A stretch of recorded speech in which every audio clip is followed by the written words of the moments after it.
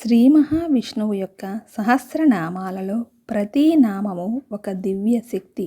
ఈరోజు మనం 3వ శ్లోకాన్ని భక్తి శ్రద్ధలతో పఠిద్దాం.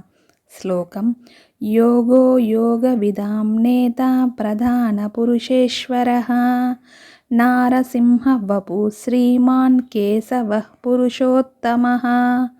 ఈ శ్లోకంలో శ్రీ మహావిష్ణువు యోగులకు మార్గదర్శకుడుగా, ప్రకృతి మరియు సమస్త జీవులకు అధిపతిగా వర్ణించబడుతున్నాడు. నారసింహ అవతారాన్ని ధరించిన కరుణామయుడు, లక్ష్మీదేవితో కూడిన శ్రీమంతుడు, కేశవుడు, సమస్త పురుషులలో శ్రేష్ఠుడైన పురుషోత్తముడు అని ఆయన మహిమను కీర్తిస్తున్నారు. ఈ శ్లోకం మీకు నచ్చినట్లయితే ఓం నమో నారాయణాయ అని కామెంట్ చేయండి, లైక్ చేయండి. మన ఛానల్ శ్లోకామృతంను సబ్స్క్రైబ్ చేసుకోండి.